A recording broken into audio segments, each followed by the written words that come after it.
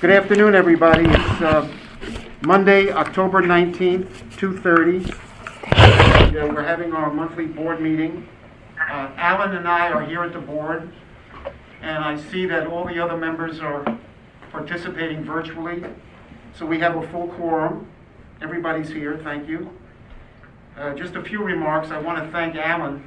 Alan and I did the inventory, the inventory of the bags and the carts, and once again, Ryan White and his staff, they just do a terrific job down in the warehouse and getting everything ready. Even Alan said, which I've said, once you're in the warehouse, you don't realize what a huge operation we have, and they do a great job, Ryan White and his staff. And I want to thank Alan for... And Jim and Alan, I'd like to thank you for doing that for us. Thank you. You're welcome. Thanks, Jackie. Okay, second positive note, I sent everybody a notice. I sent Sam Statlin a thank you email yesterday. There's a local television show called 21 This Week, and Sam Statlin, who was a member of this board and he was also president, said some very flattering things about our board on television on Sunday.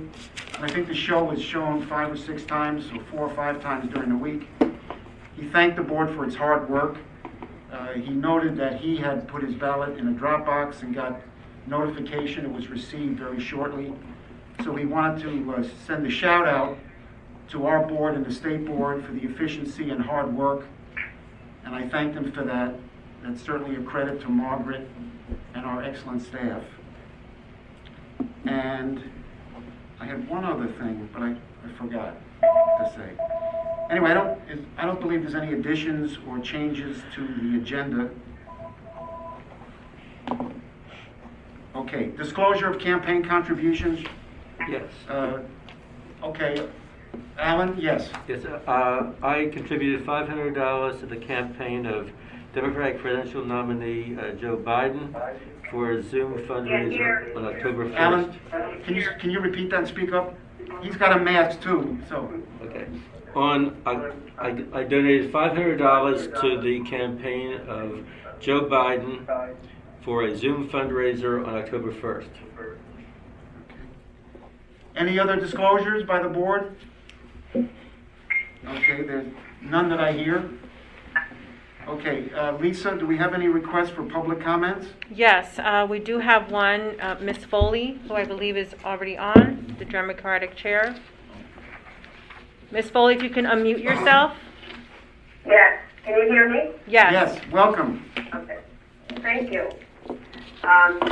Is it my turn to make the comments now? Yes, Yes. thank you, yes. Okay, thank you. Thank you very much. First of all, let me introduce myself. I'm the chair of the Montgomery County Democratic Central Committee. Thank you for hearing from me today. I thought it would be interesting maybe for you to hear some of the things that we're hearing, calls that are coming into our office. First, I want to thank the staff and you all on the board for your hard work. We've been monitoring the candidates, and we know how overwhelming a task this is for you. As you know, the Montgomery County Democratic Party represents 60% of the voters in Montgomery County. And I wanted to address you today because I wanted to echo what Congressman Jamie Raskin communicated to you last week. As you know, because of what the President of the United States and others have said, voters are very anxious about making sure their votes count this time. We have received literally hundreds of calls at our office from voters who want to know the status of their ballots. And as Congressman Raskin wrote, quote, many constituents are voicing anxiety that their ballots may be stuck in the U.S. mail or didn't get to you from the drop box they used. That's because they haven't, in many cases, received a confirmation of receipt. And like Congressman Raskin, we strongly urge you to devote more resources to the processing of mail ballots, that you do everything you can to ensure that ballots are processed and counted as efficiently and quickly as possible. With respect to the canvassing, we would urge you to make sure that the public can observe the actual scanning of the ballots. We think this is very important for the public to know what the process is. We believe public access to the process will go a long way to ease the anxiety that voters are feeling. And finally, we'd like to ask that you issue clear guidance to volunteers and voters about how to handle any disruption at the polls.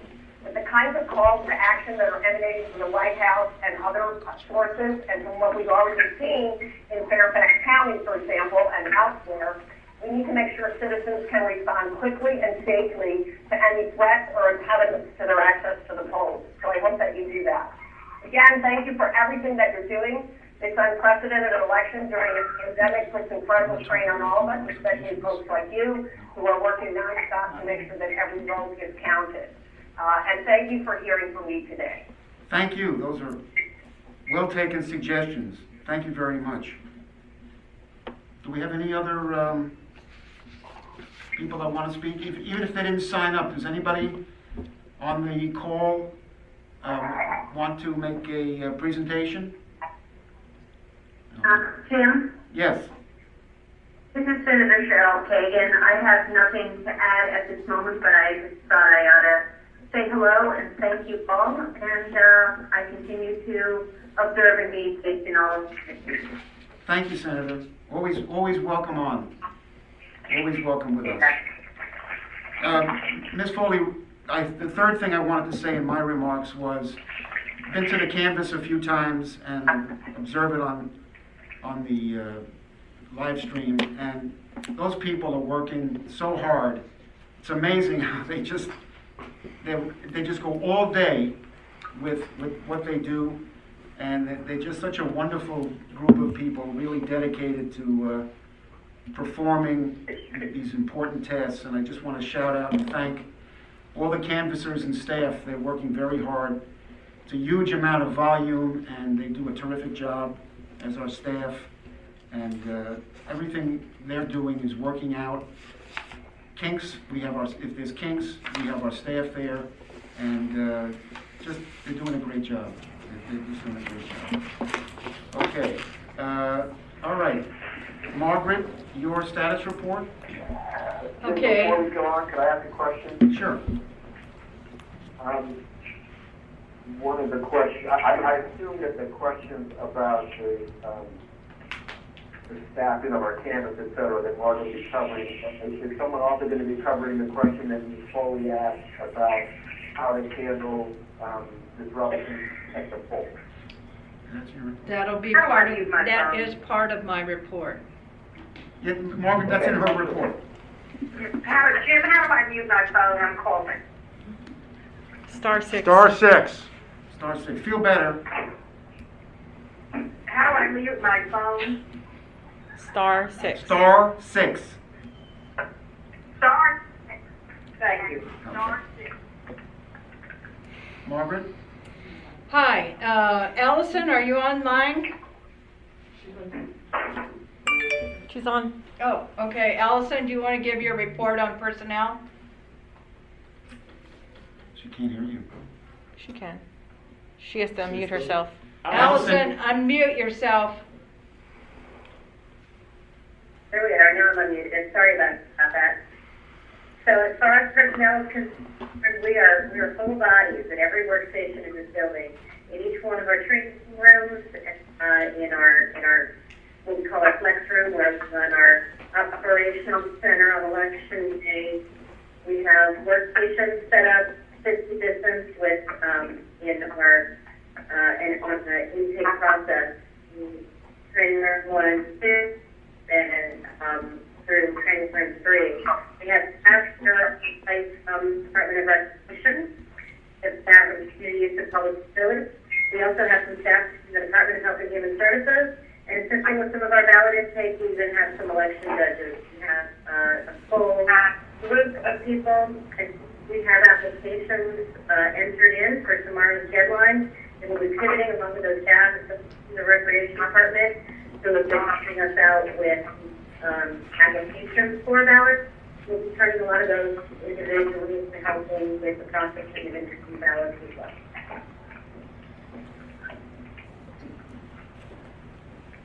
That's it. Anything else you'd like me to cover on personnel?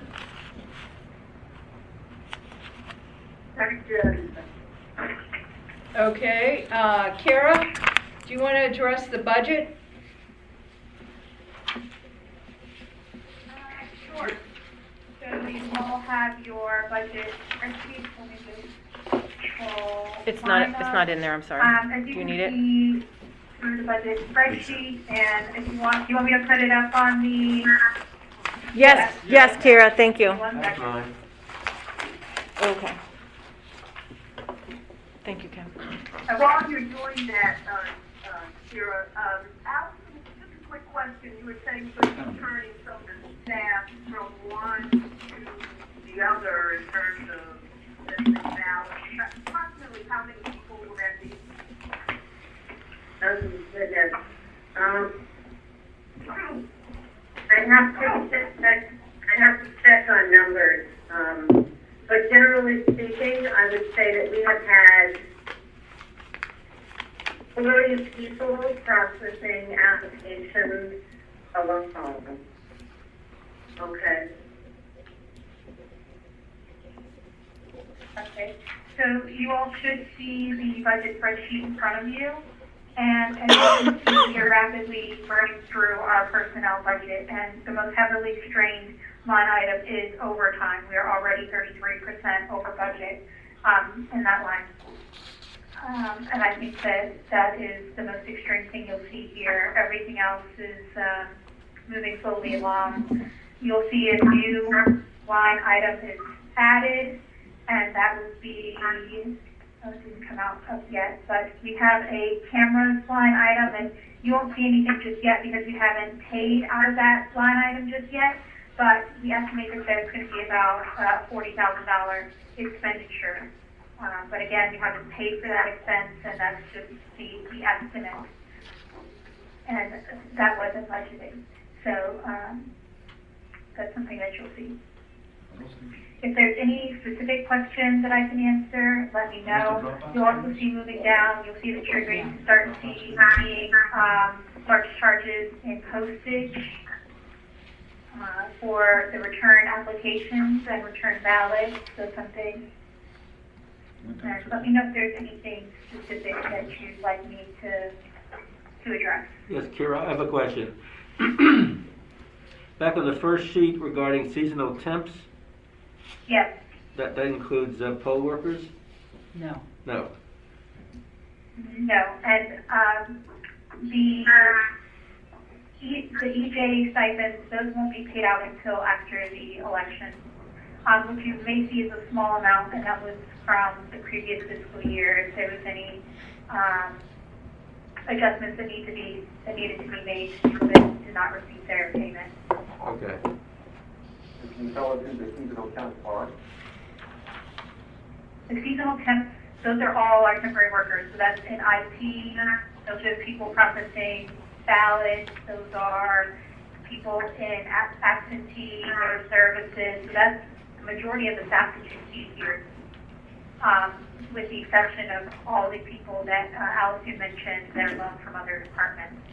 If you remember, we're a very small department. We don't even have, although there's 30 positions or so, we don't have that many full-time staff currently employed. We probably have about 150 seasonal temporary employees, including those on the recreation department.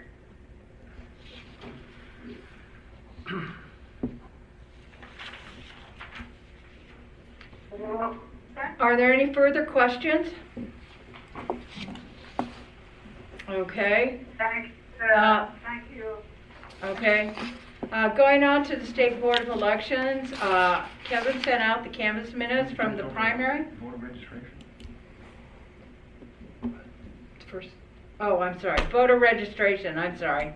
Voter registration closed on October 13th. I sent you the attachment of how many registered voters there are.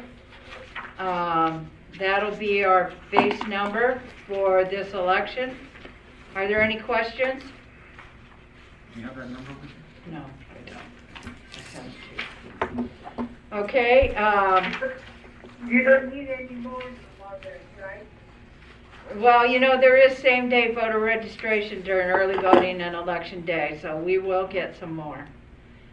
All right, Do you have a round idea of what that number is? yes, Boris?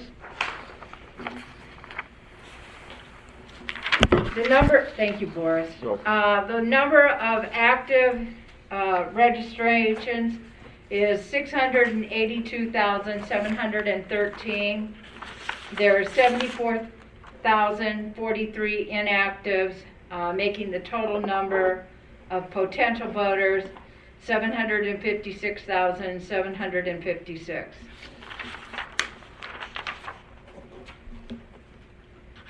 Are there any other questions? Okay, the next thing I need to do is on the State Board of Elections. Kevin sent out the canvas minutes from the primary. We need to adopt those. We have a motion? I move. Is there a second? I'll second it. Second. Alan seconded first. Any discussion on the canvas minutes? No? All those in favor say aye. Aye? Aye. Aye. That's unanimous. Okay, then the state also notified us that all of the individuals, we have a process in which you're affirmatively, automatically registered to vote when you go through various state agencies. But there are still individuals that opt out, but that are qualified. So the state is mailing them a notification that they're not registered, but they are eligible to use the same day voter registration. We also received new information with regards to the election audit, and we continue to meet weekly with the state board staff and all of the county election directors. And part of these meetings also address some of the public safety issues with regards to with the Maryland Emergency Management, and we have continued our meetings with the Montgomery County Emergency Management. So that's pretty much with the State Board of Elections. We are working with them to try to get as many ballots mailed out on or before the 21st, and the staff is working pretty hard to get that data up. This morning I think the backlog was at 5,300. So we anticipate that by the close of vote by mail, all of that will be successfully processed. And the state is well aware of the numbers of applications we are receiving here in Montgomery County. And so that's pretty much it with the state. I have a question about the state. The error in the ballot packet, can you tell us about what the error was and when did the state discover that? Are you referring to the quality assurance issue? This is what Mark Corman brought to our attention. Okay, so Questions, it's very hard to hear. Alan, can you repeat that, Alan? Yeah. Alan was asking about the quality assurance error that the Taylor Corporation and the state board identified kind of late in the process, but they identified it. So what the state vendor Taylor Corporation, they do a quality assurance check to make sure that the product that's going out is correct and the ballot is the proper ballot, it aligns properly. They discovered that there were some problems with the elements of the production.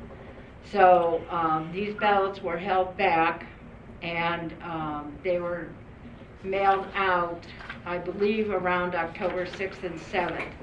But in many instances, possibly the one spouse received a ballot and then the second spouse in the same household, or son, daughter, whatever, did not receive the ballot. Those ballots have since been mailed, and in fact, some of the duplicates that we're dealing with are those individuals that ultimately they had insisted on receiving a ballot, so we mailed them a ballot, Taylor mailed them a ballot, so they ended up with two ballots. Does that answer your And, question? and how extensive was this error? Allison, do you know, I think it was 50,000 statewide, but it wasn't that many in our county. It was between 8 and 9,000 in Montgomery County. I don't remember the exact number, but it was, every one of the ones that I tracked had been delivered either on Friday, October 9th or over that weekend. And have we put out word to voters about this, so they shouldn't be too disturbed that We did get a list. We got a list of the voter allegiances of those voters who were affected, so when we got calls, we were able to cross-reference that. And that, when we were delivered, 9 cents through the 12. Maybe she said 50,000 I didn't hear what she Yeah, it said. wasn't quite that many.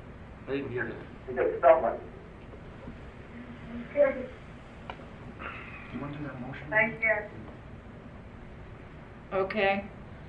Can I ask a question about that? Sure. One of the reasons why I get calls and why the Democratic Party gets calls and Congressman Raskin gets calls is that people have these delays in the ballot and they don't have information as to the why. So I'm just wondering if any thought was given to putting information like that out, you know, either on social media, on the website, or any of those kinds of things. Did we do any of that with this particular problem? Because if it's, you know, even if it's 8,000 or 9,000 voters, it's a lot of voters. I did call the state board and ask them if they were going to put something out, and their response was that the issue had been remedied. Okay, but how about for our website? No. Try to get their approval to do No, that? I did not take time to discuss this with the staff. Since we had the list and as the calls came in, we were working through all of the questions that were being asked. Have they all received the ballot? Yes. I do remember, I think it was probably, oh my gosh, I'm going to say something about that Monday that we got the information from the state that this had been, you know, that this had been an issue. And I remember there was some discussion back and forth, and some of the other counties were asking the state to put some information out, and I believe there was a message from the state at one point that said that they were going to look into that and get back to us. So I think there was a thought that it has to be a coordinated statewide messaging on this, and then I guess that, you know, got to people's doors and moved on to another concern. But there was some discussion about that, but the state team was perhaps the state would message that centrally. Since they had the information, they were the ones sharing the information that they, you know, that they got with us. But Margaret, you said they've all been mailed the ballot? Yes. Okay, Board Attorney Kevin Karpinski, Sure. do you want to address the public safety I will. discussion? So the first issue is what will be unique in this particular election than from, among other things, our traditional election in Montgomery County is that the no electioneering line under state law is to be set anywhere from 25 to 100 feet from the front door. However, the governor's proclamation specifically says that electioneering shall occur no closer than 100 feet from the front door. So this will be a change for our voters and our campaigns. To that end, we are drafted a letter which we are going to send out to the parties as well as the candidates and campaigns, notify them that the no electioneering zones will be different for this particular election cycle than in other election cycles. And it'll include some additional information, you know, such as removing of their signs and things like that if they don't remove them. That letter we're looking to get that out by the end of the week. Probably Wednesday. Okay, so probably Wednesday that letter will go out, but if you can certainly let your constituents know that that's going to be a change, because as you know, on election day, this is always sort of a hot button thing about where you can do the electioneering, and this is going to be different than we've had for the last several election cycles. So It'll be important to get that information out to everyone. You probably, if you've gone to a Dropbox, you see that there is a sign there that says no electioneering within 100 feet of the box. But obviously, please push that message out, because I think there will be some confusion on election day with regard to where the electioneering can occur. We're going to be copied on that, Kevin? Sure. In terms of the MOUs for early voting and the drop boxes, those are essentially done and have been executed by the party, so those are in place. Linda Foley had raised an issue in terms of, what steps are being taken with regard to safety and security at the polling places. Margaret and her team and I met with Captain Sullivan and his group that's leading up the election activities. We went over the election law articles and what provisions would apply with regard to police interaction, and we worked through what we hope will be a good way that to the extent the police need to be notified, they will be able to respond promptly if indeed an election judge and or a board member is unable to resolve the issue without escalating it to getting the police involved. So that is being done, that's being coordinated. The police have asked some very thoughtful questions, I think, and it's been a very productive exchange of information with what they would like to do and how they'd like to have things done and what their role is in the event that there is a disturbance at a vote center. So that conversation is ongoing. If you get any calls from a confidential voter, there has been an issue with that. The state, which controls obviously when the ballots are issued, they're issuing the confidential voter ballots in one poll. So what has caused some confusion is you may have a husband, a wife, and a child who all filled out applications for a vote by mail ballot, and then two of the people in the house who are not confidential voters got their ballot 2 weeks ago, and the confidential voter has not gotten their ballot yet. Could you explain what a confidential voter is? So a confidential voter is because of either their status in terms of being a member of the judiciary or law enforcement. Their address is confidential, and so when one were to buy a voter registration list, you would not have, for example, that voter's address that would be on that list. It also includes individuals that have been the subject of domestic violence, stalking, things of that nature. We have confidential voters that fall into that category as well. The point being, though, is that there has been a delay in those individuals getting their ballots. So if you get questions about that, that's the reason why perhaps someone else in their house got a ballot and they have not gotten it yet. The state board said that they were targeting issuing ballots to confidential voters on October 9. However, I've spoken to several individuals that are confidential voters, and as of today, they had not gotten their ballot. So to remedy that situation, to the extent they have called and said that they have not gotten their ballot, Margaret is, and this is the election director, handles the confidential voters. Margaret is sending those individuals a second ballot, so they will have a ballot with a couple-day turnaround. We're sending it priority mail. But again, if there's an issue, someone says, I'm a confidential voter and I haven't gotten my ballot and I applied for one a month ago, bring it to Margaret's attention or my attention and we'll get them a ballot. And hopefully the backlog that the state has experienced, all of these individuals will be getting a ballot in the very near future. Does anyone have any questions? Yes, back to the security issue. One voter asked me if they run across any kind of problems at the polls that seem to involve the police, some intimidation or any kind of violence. They call the police, they call you, what do they do? The chief judge, they should notify the chief judge immediately. Chief judge will call 911, and then they will contact this office. And we do have police that are aware of all 40 locations, and they will be doing drive-bys and in some instances managing traffic for us. So they will be close by. We see the police stepping in as the last resort.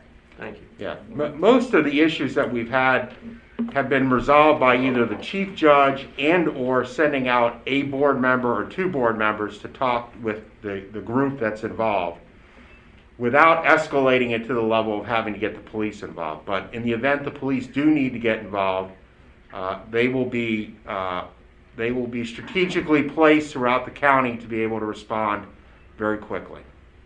Good, thanks. And just as a follow-up to that, because of the tremendous amount of interest there is in this election, I was notified by Captain Sullivan and the Office of Emergency Management that they are activating the command center for Election Day. And they're even thinking about doing it the day before. But, and what that does is it... Pardon? Let me finish my statement. Public Safety will open, the Public Safety and Office of Emergency Management are activating the command center for Election Day and the last day of early voting. And what that does is it gives them access to cameras so that they can see exactly what's going on outside of many, many locations and various numbers of streets.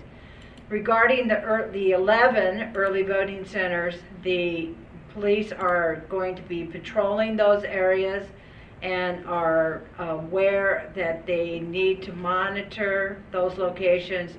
But no, we are not going to have a police officer parked at those locations. Good.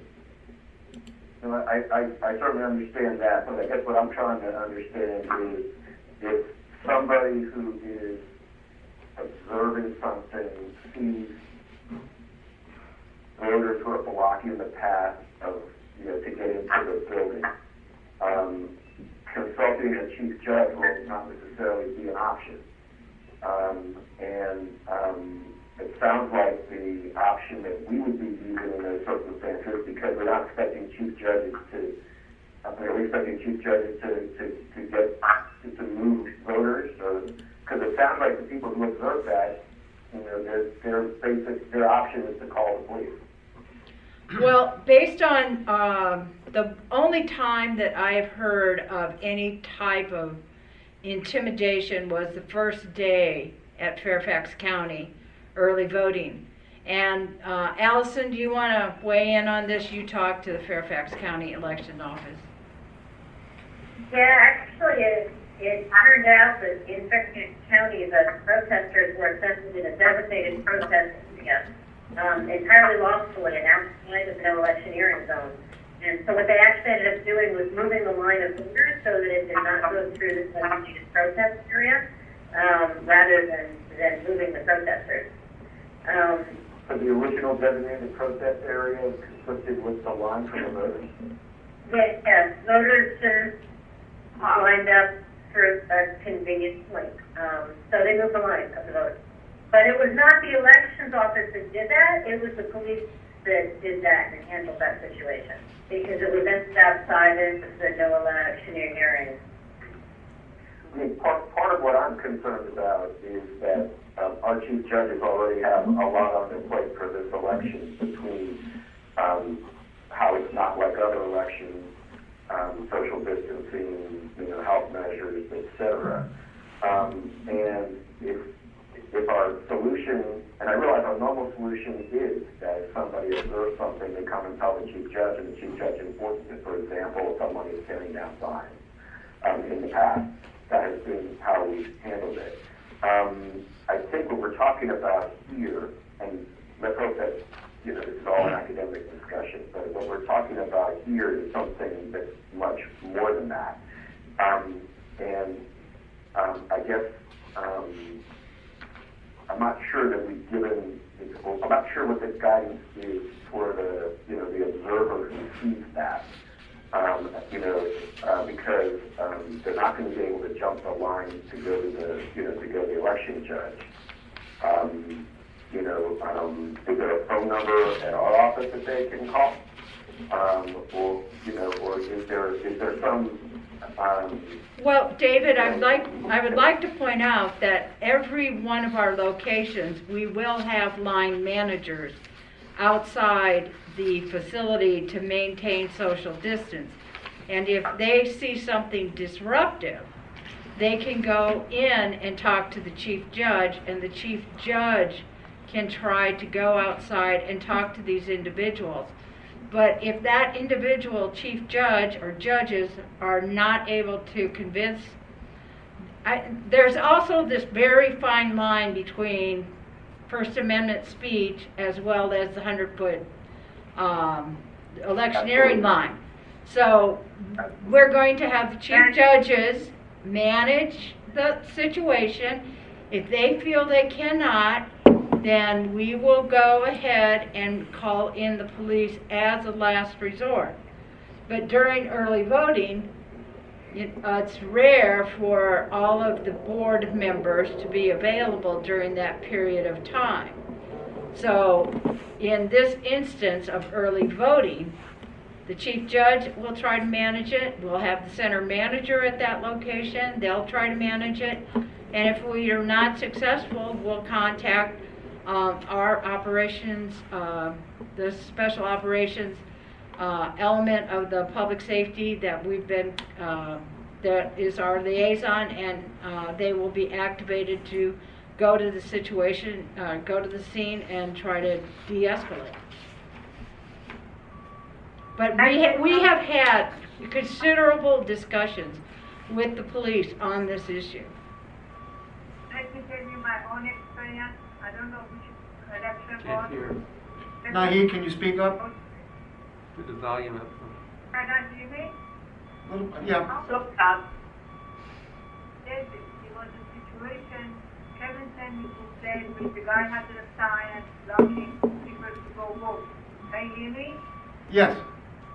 So, anyhow, so I went there, I talked to the gentleman, he said, why, my amendment right and all of those things, I just said, you have to be certain place.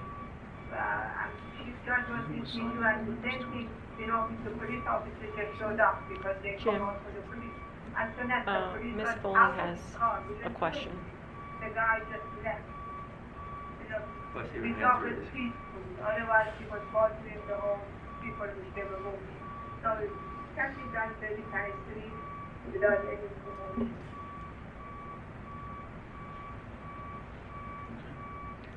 Okay? Jim, Ms. Foley has a question. Does Ms. Foley have a question? Lisa? Yes, thank you. I'm concerned, I mean, this is all well and good, but I'm concerned that this could escalate to a level we haven't seen. We've all heard the calls about, come to the polls, we're going to be watching, we're going to be doing this, we're going to be doing that. We've seen, in other states, and I don't know that it's going to happen in Montgomery County, but, we've seen threats of people bringing guns to the polls. I mean, it's a little unsatisfactory for me to tell volunteers that if they really feel like there's a violent situation brewing, that they go get the chief election judge. So I would like a little more guidance than that on how to handle what I would consider an emergency at the polls. Okay, there's two things. Number one, if a person sees something violent escalating, then they should call 911. I mean, that's what they should do. But it depends what and the police can handle the situation. And that's what the purpose of having these discussions with the police is all about. Because if they're standing outside that 100-foot zone, then that is their First Amendment right to scream and yell and carry on. As long as they are not preventing an individual from going into the polling location and leaving the polling place. And as for guns, Guns are not allowed on school property. Guns are not allowed at any of our voting centers in Montgomery County, Maryland. Do you want to follow up on that at all, Kevin? Yeah, I mean, I think it's going to depend upon the specific circumstance. I mean, obviously, no weapons are permitted in any MCPS location, so that's going to eliminate that. Obviously, if it's an emergency. Is that true for the other locations that are not MCPS? I can't imagine that we allow guns at rec departments. The police have stated that guns are not allowed where there are federal elections occurring. Okay. So, So basically, if somebody sees that, they call 911. I mean, because the election judge, we're not going to ask an election judge to handle a situation with a firearm. Exactly, or you could just call Kevin and Kevin can. Well, Kevin can call 911, but I mean, basically, you know, we're not asking Kevin to try and disarm anybody either. Why not? Hard to hear the key. well, Margaret, when someone does contact the police, is the preferred option that people call 911, or is there any kind of other option for contacting the police about election-related issues? The police have been notified where our 40 locations are, and that is all coordinated through the Special Operations Division that is liaisoned with this department. So if they get a phone call from Richard Montgomery High School, they know that on November 3rd, that is an election site. But I'm also going to tell you that in all likelihood, there will be a police officer around that location trying to manage traffic in and out of that facility. Right, but my question was about... They call 911. If they believe that there's a violent situation occurring, they call 911.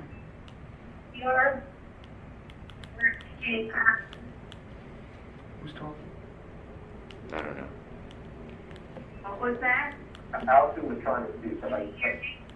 Yeah, but I think I had my... You're fading in and out. So I don't know if you're able to hear me okay. Right. Can you hear me now okay? Okay. Okay. I was just going to just say, to add on to that we are in constant communication with the police obviously through early voting and on election day. Normally, we have a police officer physically here in our nurse center on election day so that we have their communications, our communications in coordination. This time you can go even further than that in activating the emergency operations center, but we always have that constant communication going. So that if they do learn of something that's important to us, they're able to tell us right away, and if we look at something that's important to them, then we alert them right away as well. Okay, thank you. I just wanted to add one more thing, which is that, Margaret, you indicated that you were kind of assuming, or at least that your presumption was, that board members are not available for early voting. I haven't been asked to be available for early voting, but I would say that for much of early voting, I could be available. I'm not suggesting that I am in any way qualified to deal with anything that's a police matter. But for the kinds of things that we usually have dealt with in past elections that, that I've been asked to deal with, I'm certainly happy now. So noted. Yeah, I think as Kevin said, some judge said it about another issue, but it'll be obvious if there's a situation where we have to turn up the temperature and get the police involved. And I've said it before, this board has zero tolerance for any disruptions or mayhem, weapons. Something like that happens, we'll be on it like a glove, and the eyes and ears of the police will be there. We have a zero tolerance, and we'll know when we see something that requires us to turn up the heat. And anybody listening know, we will turn up the heat. There'll be zero tolerance in this election for any wrongdoing or intimidation. And the police, they have our back. I've been talking to them too. They know the importance of maintaining order, and we will, period. Okay. Okay. All right. Going on to presidential election preparations. The election dashboard was sent to you this morning. Basically, we're pretty close to having all of the election judges we need. We always can use a few more voting operations judges because we do have this special situation to help maintain the social distancing for line managers inside and outside of the location. The State Board of Elections link at the press room will provide anyone interested in the number of ballots that have been processed, applications that have been processed, and the number of ballots that have been received. Our election equipment has been prepared, and all of the verification data has been transmitted to the State Board of Elections for verification of all of our equipment for early voting and election day. As I mentioned, voter registration closed on October 13th, 2020, and this was the first year since 2008 that we actually had people in line registering to vote at the last minute. Not a lot, but there were, at least a dozen or so. The Department of Health and I met, and they signed off on the layout of all of our locations and the number of voters that would be allowed in each voting location based on the square footage and the social distancing requirements. That information will be shared with the chief judges, and they will manage that. So if the EOB only allows 16 people, then the chief judge will assign the greeter to help manage that there's only 16 voters in the room at a time. As we mentioned, election judge training will continue at our off-site location until November 1st. Mostly we'll be training on line management and also closing the various drop boxes around the county. Traffic support is going to be provided the last day of early voting and election day by the public safety sector. Vote by mail applications are in the final stages of processing. October 20th is the deadline at the close of business. If it's not received, they'll have to vote early. As of this morning, we have processed 365,125 vote by mail applications. Approximately 11% of those, 40,157, are vote by mail web delivery. We have an approximate backlog of 5,300 ballots requests to get done between now and tomorrow, which we have no problem achieving. So that gives us an estimated total of potential voters by mail of 370,425. All of those applications have to be in the system by 6 a.m. October 22nd. We've had 1,040 ballots that had to be second issue because of some type of delivery failure. So we, the local boards of elections, are required to send that. The other most common thing is someone messes up their ballot, page 1 or page 2, and so they come in and get a new ballot. Once voter registration. Can I ask a question about that? Sure. For the second issue category, that also has the same deadline as the first request for a ballot application, or if somebody already has a ballot that has a problem like that, are they still able to contact us? Yes. They're just correcting an error. They're treated as they're just correcting their error.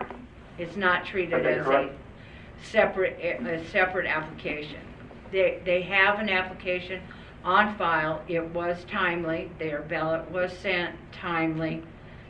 They're just trading out their page 2 for a new page 2.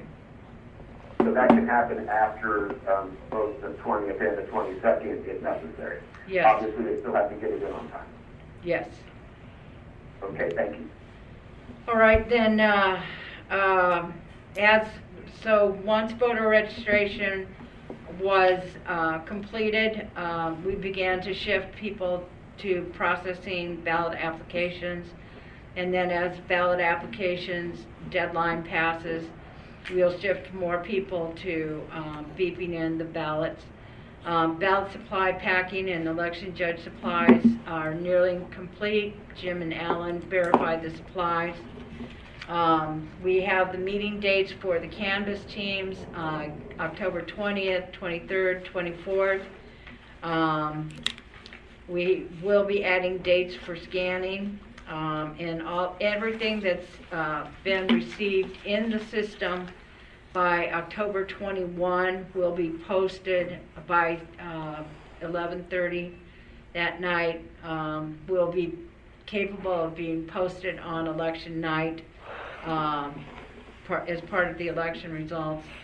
The staff is recommending that the following dates for opening envelopes and duplication, and it's November 7, 9, 10, 12, 13, 14, 16, 18, 20, 21, 23, 24, 28, with a target date of December 2nd for certification. Of course, if for some miraculous reason we get it all done before that, we can certainly move the certification date up. And we're also recommending that the Board of Canvassers meet as scheduled October 20th, again on October 27th, again on November 10, 17, 24th, the 1st or the 2nd. If we can get to certification earlier, obviously we would prefer that. So is the board in agreement on these dates for purposes of opening envelopes and duplicating, and your meeting dates for November? Okay. I have a question, Margaret. Why? 8th of November? And you're, The 8th of November, to allow the staff to prepare. We anticipate the 6th of the 5th is a Thursday. We anticipate a huge number of ballots coming in the Saturday, Monday, and Tuesday. And in order to get those ballots prepared for the canvass, we're going to have to beep them in. So in order to do that and to be able to open ballots, we need the time to get that work done. People submit their ballots late on a regular basis. I believe that in the primary election, almost 50% of the ballots came in 3 days. Okay, so you're assuming that you'll be doing beeping on the 6th as opposed to canvassing? Is that what you're saying? Yes. Margaret, will you mail us the dates, please? Well, okay. Or email us the dates. Yes, it is in the election preparation. Are they the same ones that are on your report that we're reading? Yes. Yes. They're on the report. Oh, all right, never mind. Not on the report. I had a question about Okay. the scanning. You said you have dates for scanning, or will have dates for scanning. Have you decided what they are yet?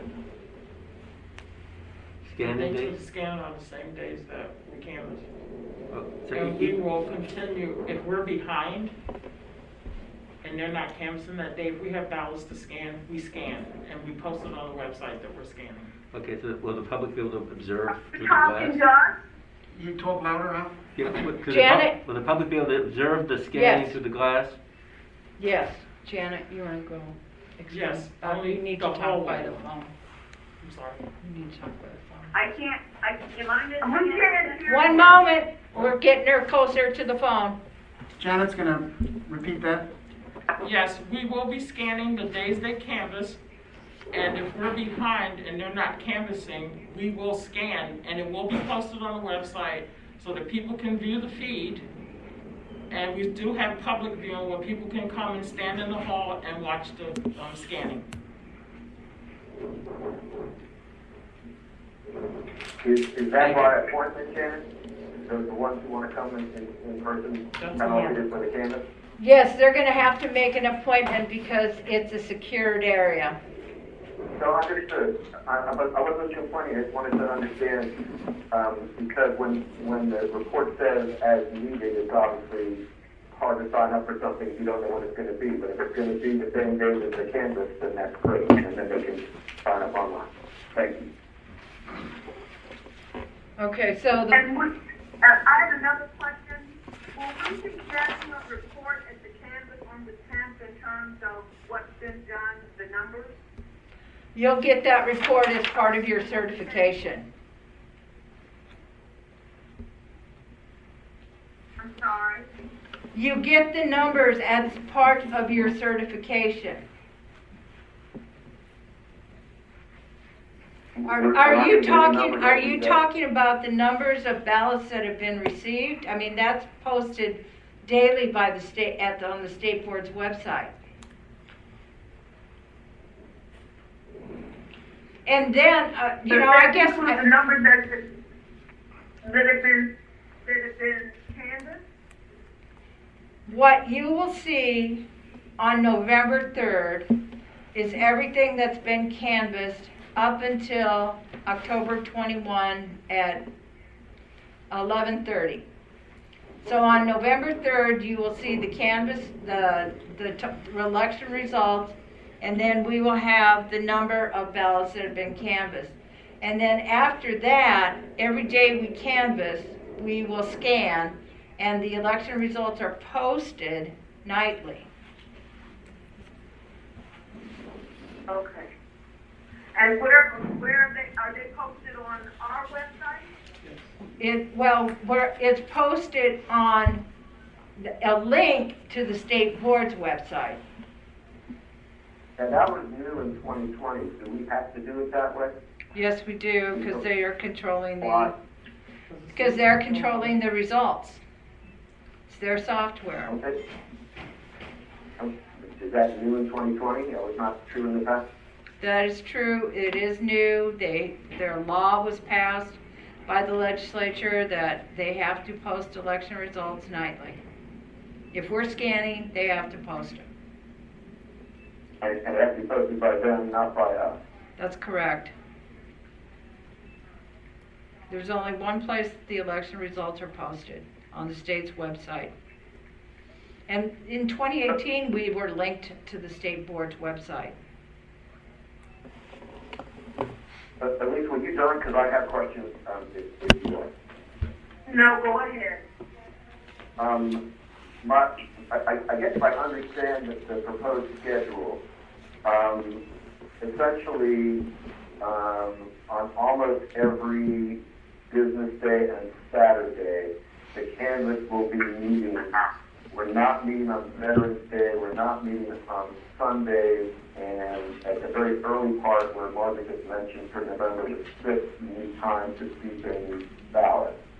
My question, the schedule also skips the 17th and 19th of November, and I was wondering if there were particular reasons, if those are a Tuesday or a Thursday. Well, and I was wondering if there's particular reasons why those dates were not included. Okay, the reason we don't do it every day is because we need to have staff back here to prepare sending the ballots to the location where the ballots are being opened. So just because we're not opening envelopes doesn't mean that we're not doing the work. Particularly these 40,000 web delivery ballots are a very time-consuming, long process. So in order for us to not only accept them into the system, we then have to attach the correct ballot style. So in the past, for a presidential election, it was pretty simple. It was one of 3 congressional districts. Now we have 255 precincts. And so it's a much more complicated process to attach the correct ballot to the envelope and then prep them, put them in the bins to get them up to the canvassing location. So, I think it was, But we will be working on the 11th. We will be working on the 17th. We will be working on the 19th. The canvas teams will not. got it. I certainly can appreciate the difficulties of the duplication process, as any of us who've been on the board can. And you're right, it does sound like it's more complicated than it's been in the past. I think it was 4 years ago, but I don't remember exactly which year, but there was one year where we had like a room full of people and who were doing duplicating while other work was being done in another room. And I guess my question is whether that was considered for this year, given that our number of mail-in ballots, it sounds like based on the ballot request, we're going to have, maybe 6 times what we, if there are no extras between now and tomorrow's deadline, we're going to have like 6 times the ballots that we had in 2016. So, was any consideration given to doing the duplication at the same time as doing the others, or do we not have enough people to do that, or We have- what are your thoughts on that?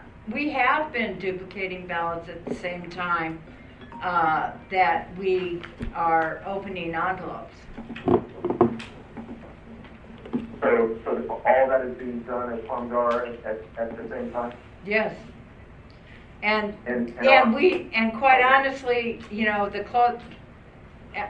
as we start receiving these ballots, we are going to try to expand the number of ballots that need to be, expand the number of teams to help in this ballot duplication.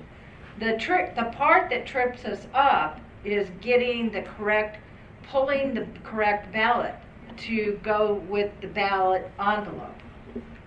That's just a real long, time-consuming process. The first ballot you pull from the basket is precinct 0211. The next one is 1315. The next one is 711. I mean, it's not like there is any semblance of order to this. And we're trying to do the oldest web delivery ballots first, as opposed to, just putting them in precinct order, because if somebody sent their ballot in on October 4th, they don't understand that they chose the most complicated process to vote, and so they expect to see their ballot received quickly. And their ballot's not considered received until after it's duplicated and ready for... No, it's accepted, once we label it and put the correct barcode on it, then it's received, but then we have to pull the correct ballot faces to go with the ballot, to prep it to go to canvas. I mean, the regular ballots, you put them in a bundle of 50 and you send them out to Plumgar. This is not that simple. But we are doing, How are numbers of teams compared to the past as well? we have 36 teams working. We have 36 teams. We have 75, 78 people working up at Plumgar. And how many did you have 4 years ago, roughly? Not that many. 4 years ago, you were in 2 rooms, turning one room 1 and 2. I think maybe we had,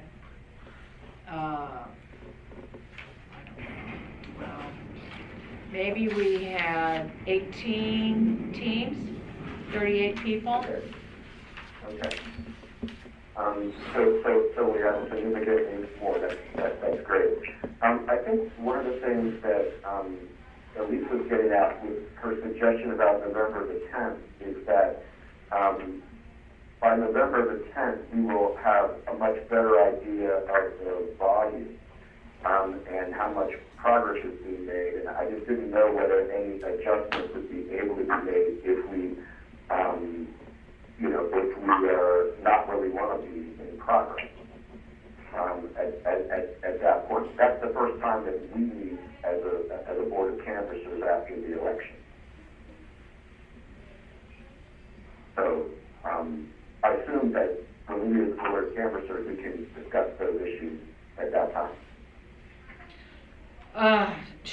if you want to meet earlier, you certainly can add a day. I mean, you have to meet on November 3rd. Right, but on November 3rd, we're not going to necessarily have a full idea of the mail-in ballots because a lot of them will come in after November 3rd because of people who will have gotten them postmarked or dropped off on November 3rd. Well, So but David, we- every day, even though it's after October 21st, we will still be receiving ballots. It's just that we Right. cannot scan them. I'm sorry, we cannot open them. We can beep them in, but we cannot open them because early voting and election day is going on to prevent voter fraud of someone voting twice. So you're gonna know your numbers. Right, okay, that sounds great, and obviously, I know that in the past we've adjusted when we had to, and, it just seems like our task this year is going to be much harder than it has been in the past in terms of the adjusting, but, it sounds like we have that as part of the process, so thank you. Exactly. Thank you, Margaret. Okay, so is the board okay? Obviously, I need to add the November 3rd date. And I assume you want to meet generally close to 11 a.m. via virtual?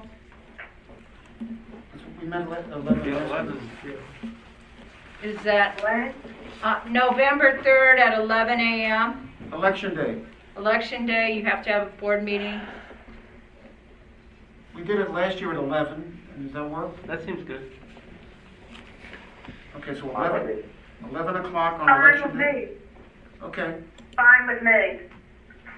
Okay, 11. I will add November 3rd to this list for the actual Board of Canvassers meeting. Okay, and that will be a virtual meeting also. I'll miss lunch.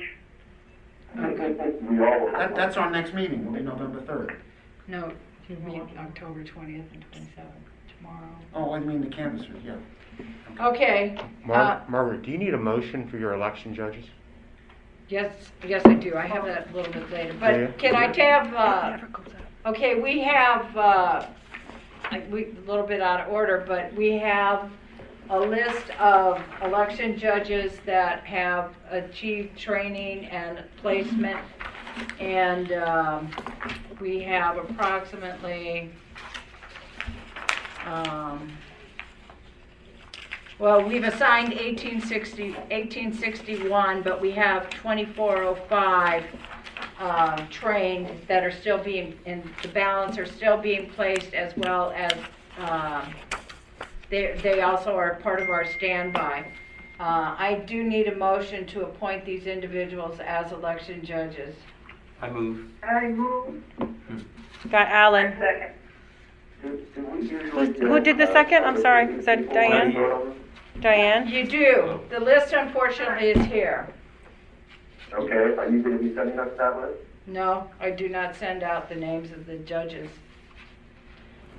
They've never gone out. They've never gone out. So you're, Alan, so basic, did you go through, Alan went through them. No, I didn't. No. What? It is, David. So I have a motion by Alan and a second by whom? I'm sorry? Yeah, who seconded that? Jackie? Thank you. Is there any discussion on the list? I mean, I'm holding it up, it's almost, you're holding it up to not allow us to see its content. no. No. My discussion would be is that ordinarily, if we're sitting at the board table, we at least know who we're voting on. And at this point, we don't. It's never sent So, electronically. Yes, we have to have them. No question, we have to have election judges. I guess I'll just ask, are we hiring any election judges who in the past have been deemed not to be invited back? No, we are not in bringing on any.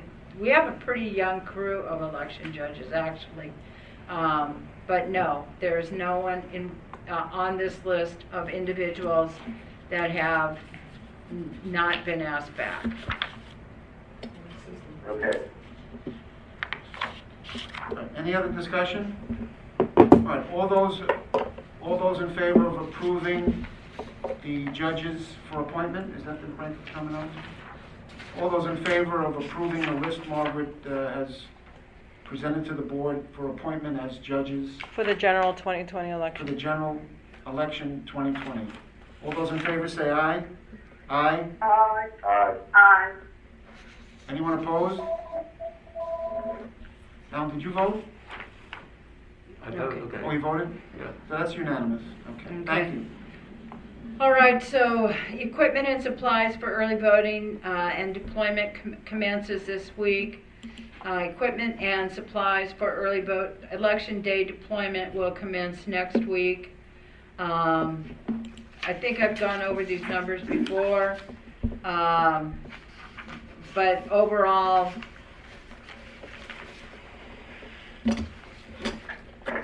the latest numbers from the state board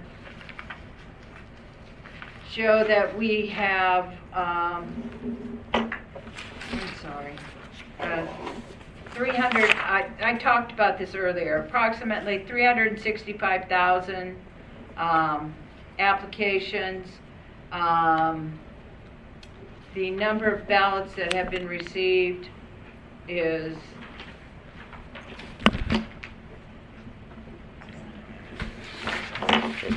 Margaret? okay, received ballots are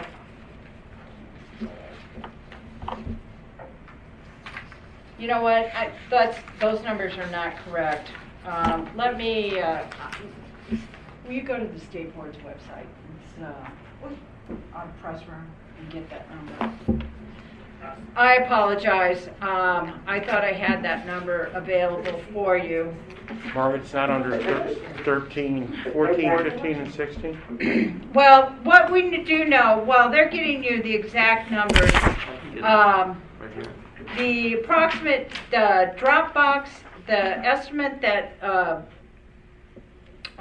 Boris and Michelle gave me was that about 50,000 ballots have come through the Dropbox. We've received 2432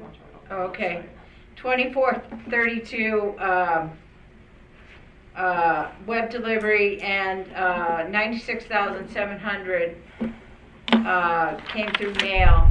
The mail-in ballots received that are beeped in is 113,755 Right. overall. And as I said before, anything that's beeped in by October 21 at 11, 11:30, or however late we go, we'll be able to tabulate those and post those on election night. In terms of processing these received ballots, we have everything in the system, and we're working on the drop boxes that were brought in today, and we're also processing today's mail. So we are as close to being caught up as humanly possible. The only thing that's slowing us down is these web delivery ballots, just because they're complicated. So anybody who's dropped a ballot into a Dropbox as of this morning, and the mail that came today, definitely will be part of the process. Do you have an And estimate, Margaret, as to how long for someone who dropped off their ballot today is received before their ballot is received and they get their email if they give us their email? no, I don't know how quickly the state turns that around. Okay, I know in my case it took about 8 days, but that was that was a while ago, and it sounds like we're much closer to being on time now. Well, I don't know if I would describe it as being on time. It's the ability to shift resources. So when voter registration closed and we were able to get caught up and close that out, then I was able to shift more people to processing applications and shifting other people to beeping in. And after the 20th, we will be able to shift more people into beeping in, and then moving them to preparing them for the canvass. So it's just a thing of managing the public. Okay? I have a question about the drop boxes.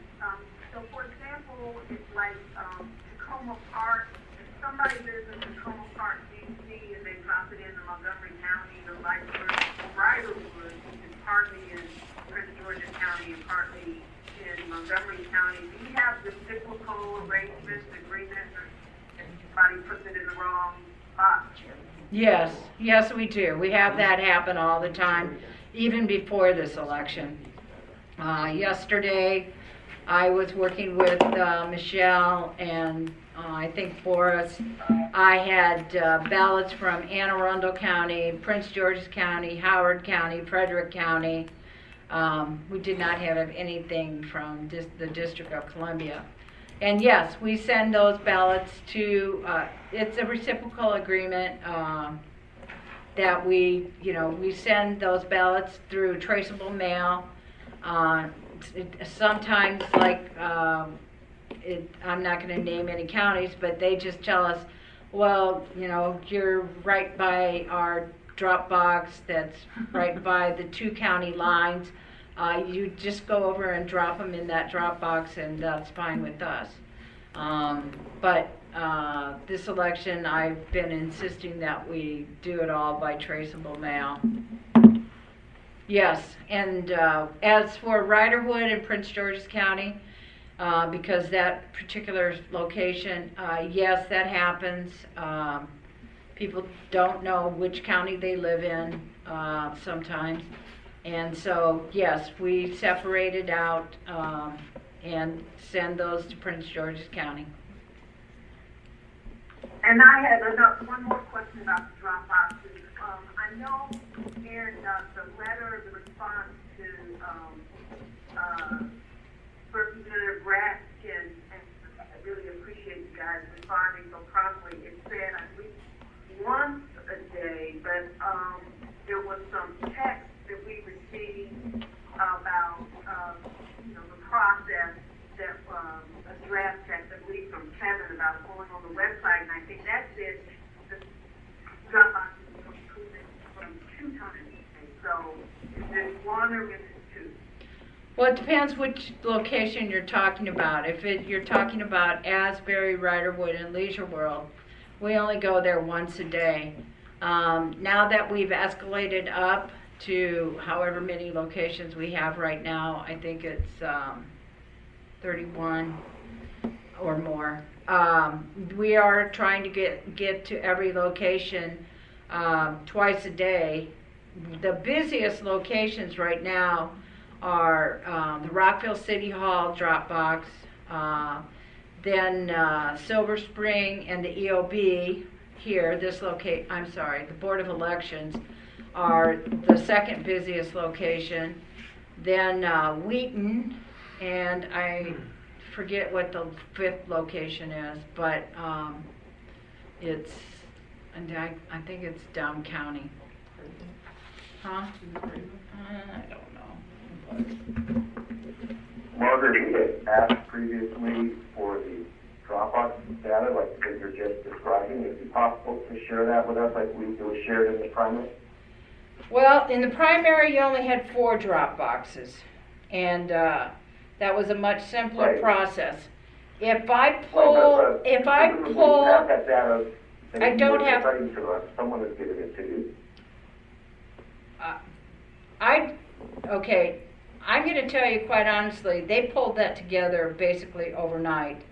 That's not something that we can easily get our hands on. I will tell you that if the board wants me to provide that to you, I will be happy to provide it to you after October 21st because because of the deadline we're facing to try to get as many ballots into the system. That'd be great. But I can't guarantee that it'll be provided to you every day. As often as possible. Understanding of other things.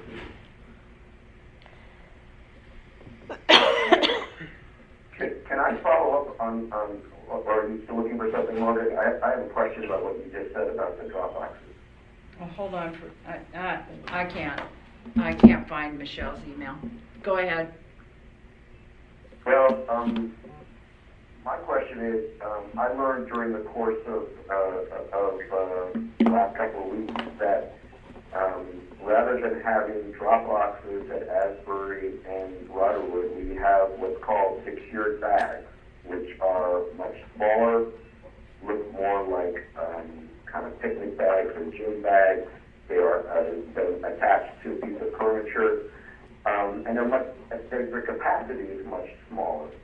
So I'm curious as to why that decision was made or voted to do drop boxes at those locations.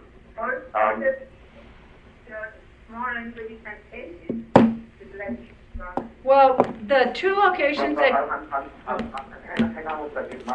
My question is both how that decision was made because we voted to have drop boxes, but also why would we collect from them less often if they have less capacity? I mean, I realize that they may have fewer voters, but they also have less space. And my understanding is that there was, it wasn't our issue, thankfully, but on the Chris Georgia side of Briarwood, there was an incident with a voter who couldn't fit their ballot into the bag and went for the zipper. And of course, that is the real problem because that's a ballot security issue. But I wasn't aware that we had, we were doing less than the small drop boxes. okay, so with regards to Asbury and Riderwood, both locations have less than 1,000 voters. And we are picking up daily from those locations. The incident that you're first of all, those ballot containers hold over 400 ballots. So if everybody voted on the same day, that we would run out of space. But I mean, they're still coming in, and we're not going to run out of space. We did it because there are no drop boxes like we have at the EOB that you could even purchase at that time period. So because it was such a small amount of individuals, less than 1,000 registered voters, we did these small bags.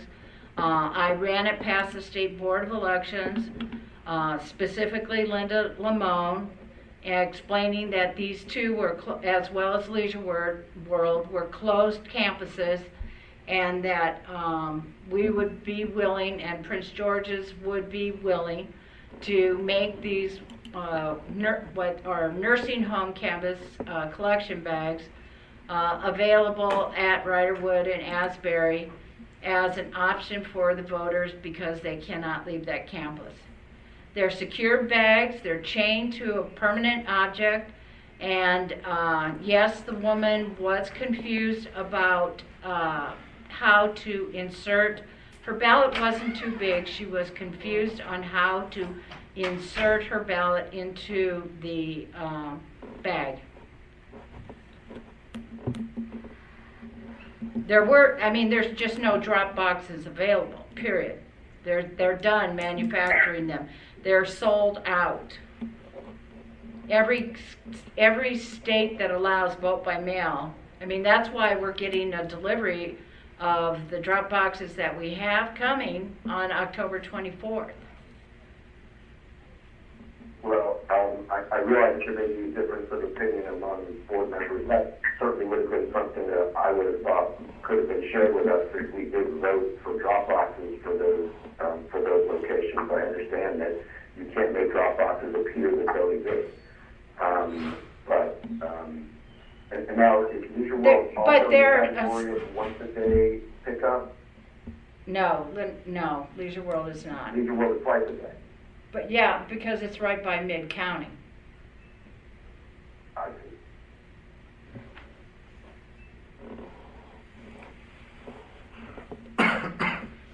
Are there any further questions with regards to drop boxes? I have another question about drop boxes. You had indicated, Margaret, I believe it's in your report, and I know we talked about it separately, that the plan is to have a small drop box at Scotland. And I know that there's a large drop-off scheduled for the Schweinhaus Center in Silver Spring. There are no programs at the Schweinhaus Center in Silver Spring at the moment, and nobody lives there. So I was wondering if switching those boxes might make sense, given the proximity of the Schweinhaus Center to Montgomery Blair, where you already have a large drop-off. Well, there's no activities at any recreation center or high school. I mean, that's hardly a reason. The reason we selected this, so we have a large drop box going to the executive office building. And what I was trying to do, and I think, Janet, can you bring that screen up? Which one, the map? If you look at the demographic map and where the population is, the reason we selected Margaret Schweinhart is because there was a area of Silver Spring that needed some coverage because there was nothing basically between Caulfield and Einstein and Northwood and Silver Spring. Whereas the other location, There's Montgomery Blair between Northwood and Silver Spring. there's nothing, if you look at the map in terms of the demographic population, in terms of being, I can't see the map right now. right I can there, see it, it's, okay. On Alan's screen, I can see it way in the background. you're not sharing. But, Yes, I is am. there a way for us to see the map? You're in your Adobe, you're not sharing it. Close One share moment. tray. Go to the screen and share. So you're not Share. Share.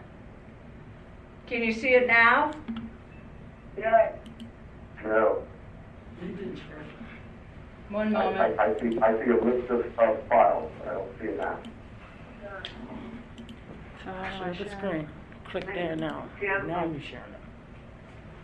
You see it now? You see the map. I can see the map, but it's hard to read. Yeah. Well, that's because it's showing you the population density.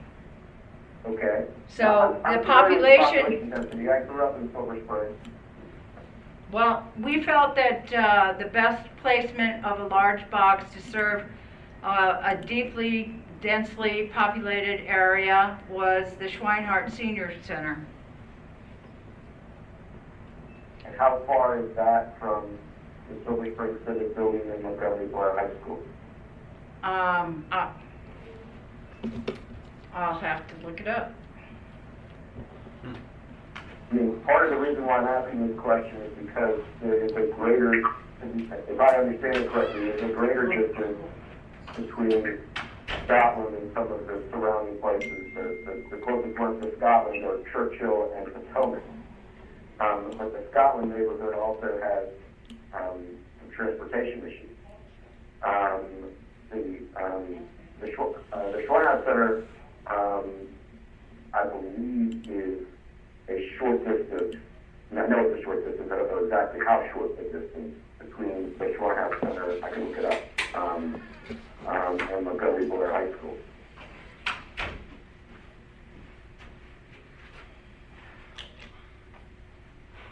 Just keeps refreshing. According to Google, it is a 9/10 of a mile, a 4-minute drive, or a 20-minute walk between the Schweinhaus Center and Blair High School. Well, if you want to move, if you want to put a small box and put a large box at Scotland, this is the time to do it. I don't care. It's not what I would recommend. I would suggest that you have a significant population in the Silver Spring area that could use that box, and that Schweinhart is relatively close to, Margaret. that, Janet would like to add something. oh, Janet wants to say something. Mr. Naaman, are you So, Janet, saying, I know you know the neighborhood quite well. are you saying to put a large box in Scotland? That's my question. It's 100 houses, no more than 300 voters. No one's gonna come into that neighborhood where the center is located. There would be just the neighborhood. So in your expert opinion, Janet, as one who knows that neighborhood, you wouldn't do it? I wouldn't do it. Margaret actually came to me and asked me about putting a large box there. I'm the one that told her it would be better served with a smaller box. I Okay. lived there for over 30 years. Nobody's coming in Okay, there. no, I understand. You have long ties to that community. I will withdraw my suggestion. Thank you. Okay, what's next? I think there's a question. Diana has a Diane? question. Diane? Yeah, good. Did you hear me? Yes, perfect. I think to go back to something as we're moving on, but I think I might have missed something about the bag drop box. At Asbury and Riderwood, we have a bag. It's a yellow, it's like the size of a cooler. And it's a canvas, it's a canvas steel bag. It's a canvas bag, but it's got mesh in it, like a aluminum mesh. It's not, I mean, you can't take a knife and cut it, well, I suppose you could, but, and it's got all the security seals. It's what we use to, go to some of the larger nursing homes. It'll hold 400 ballots, that's what it's advertised to hold, 400 voted ballots. There's a thing at the top where you push back and slide your ballot envelope in, and then it's chained to a stationary item, and it's under 24/7 surveillance, just like every other Dropbox holder. The Riderwood has approximately 795 registered voters, and I believe Asbury has approximately 1,085. I do know that they are, that particular neighborhood is voting big time by mail, and it seems to be very, very popular.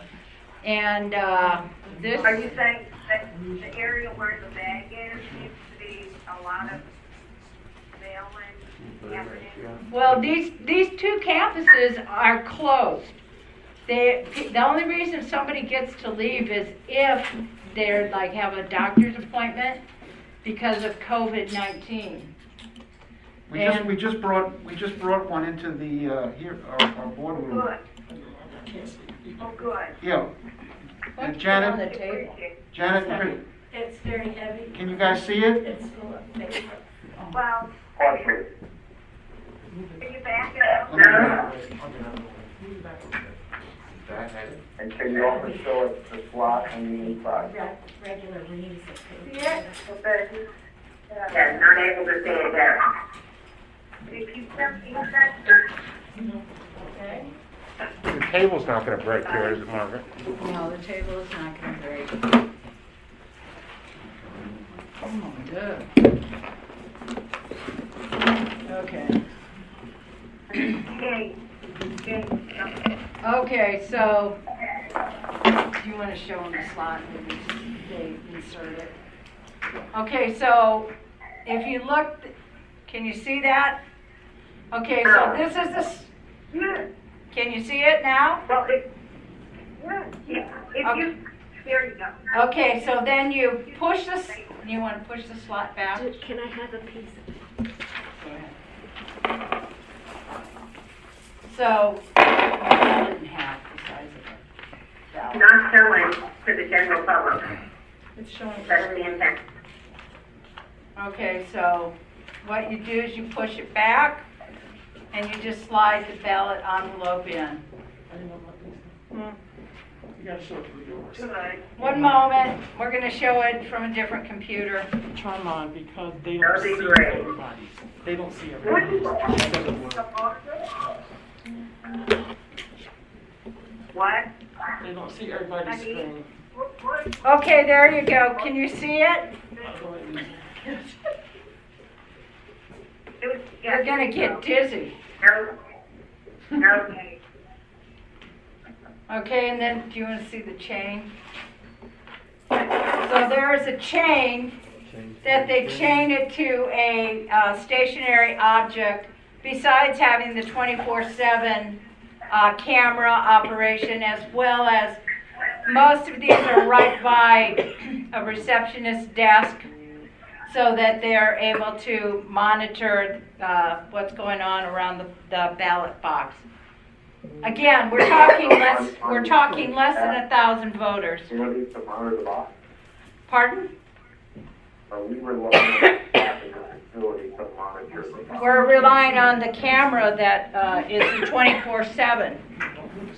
Right, but do we have access to the videos, or is it only, Yes. Rodwood or Asbury that has access to the No, videos? they know that they have to provide us the digital imaging. They're putting it on separate media at the end of the election, so that we can store it for 22 months. They asked us for it.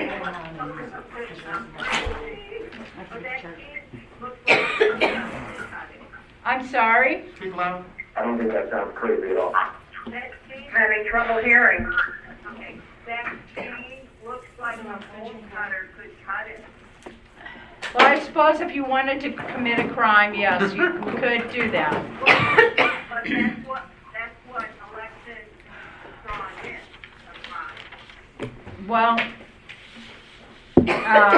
this is what we can provide for Asbury and Riderwood at this time. There's nothing else available. Can we go back to ensuring that there are 2 pickups a day? The idea being that if anything did happen to the box, then fewer ballots would be affected. Chris says yes. Chris says yes. We'll put it on the schedule for I think that would be good. I mean, we told people in many different places. I think we told it to the county council. I think it's on our website. We told everybody out there that they're collecting from the drop boxes twice a day. And I think it would be great if we can collect from these twice a day as well. Chris, you say yes on that? Chris said yes. We'll do that. Chris said yes. Are we done? Thank you. Yeah. Yeah. So Okay, call me in that's front. pretty much it in terms of my report. Okay, is there any new business? Is there any new business? No. No new business? All right, action items, Lisa, do we? From last month or from today? Alan's our action item. I wrote down letters to the parties and Alan, you campaigns. take it? We have letters to the campaigns and the political parties, I wrote that. and then to try to get you information by Dropbox, what's coming in. That's what I have. Those are the 2 action items that I'm aware of. And adding the second pickup at Well, Chris wherever we have fewer than 2 pickups. Chris said yes, so that will happen. Yes. Alan, that was, The explanation of the voting, the mail-in voting process on the website, is that going to, do you know when that's going to actually be added to the website? It is up already. Vote by mail? No. The explanation that they asked me to write that said, what happens to your ballot? what happens to Right. your ballot? Right. Oh, okay, Kevin wrote that up. okay. I will get it done. I'm not aware of it. Oh, this is what I mentioned earlier, the Rockville City Hall is the top location. Walt Whitman High School is tied with the elections office, and then the Silver Spring Civic Building and the Wheaton Library Rec. Those are the top 5 locations that are doing the bins, or doing drop boxes. So it's Rockville City Hall, Walt Whitman High School, Elections Office, Silver Spring Civic, and Wheaton Library. I'd just like to point out that one of the things that the Rockville City Hall box has that I know that our colleague, Mr. Benoff, has been talking about quite a bit, is the ability for people to not get out of their car. And that's the ability right here at Elections Office also. Exactly. So those are both, you know, the data is suggesting that there is a demand for that if we ever go through the process, again. Can I ask one more question about the pickup from drop boxes? Sure. Who's doing that, or are there bipartisan teams that do the pickups from the drop boxes? It's a bipartisan team. Okay, thank you. Lisa, in terms of minutes, I know you've been tied up with other functions. Yes, none of these minutes have been provided to the board. May 18th has been approved. So we go all the way back to July 2.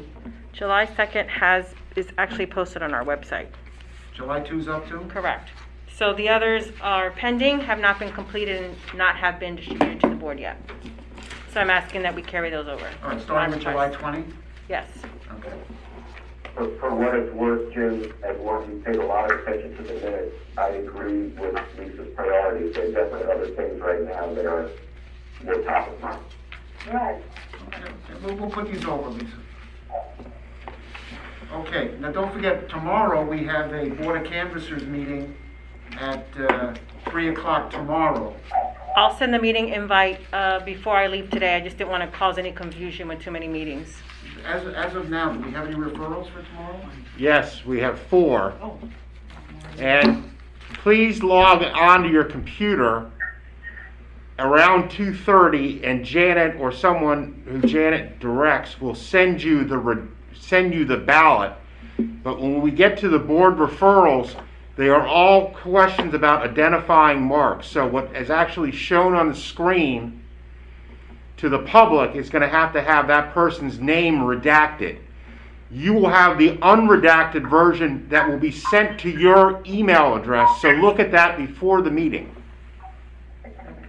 Kevin, A personal email. I don't know if this is appropriate for now or for tomorrow, but I understand that the rules on identifying marks have changed since the primary in some respects, at least where correcting errors is concerned. Correct. So if somebody initials a correction in the primary, we threw those out, and in the general, are we authorized to approve it, or Yes. required to approve it, or what is the new rule? You're authorized to approve it, and the other change is if someone doesn't sign the oath, but you believe they signed the ballot, in lieu of signing the oath, the board can decide whether that was the voter's intent. I don't know how in the world you would do that, but that's what the state board has said. They can sign the ballot? If we believe that someone signed the ballot because they thought that that was how they're supposed to sign the oath, we can accept that ballot? Correct. Wow. It's a big change. Big change. Does it come on regulation? Quickly, what was the change? A big change. The change is that the board believes that someone signed their ballot because they didn't want to sign their oath, because it would give away their signature, then if the board in its discretion decides that's what the voter intended, then it can vote to accept it.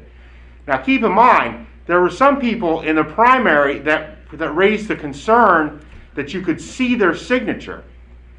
That's not a concern you have now in the general, because when you completed the ballot and you basically seal it, the signature is not showing to anyone, nor is any other information showing.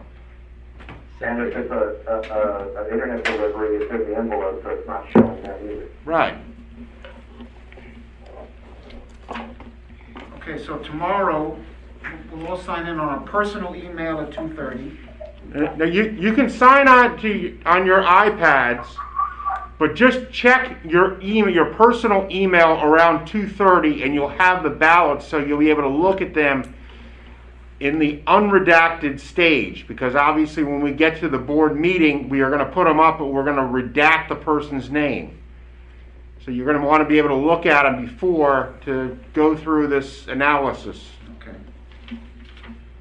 Okay, everybody, so we'll reconvene tomorrow at 3. Do we have a motion to adjourn? I so move. Is there a second? Second. Okay, all those in favor of adjournment, say aye.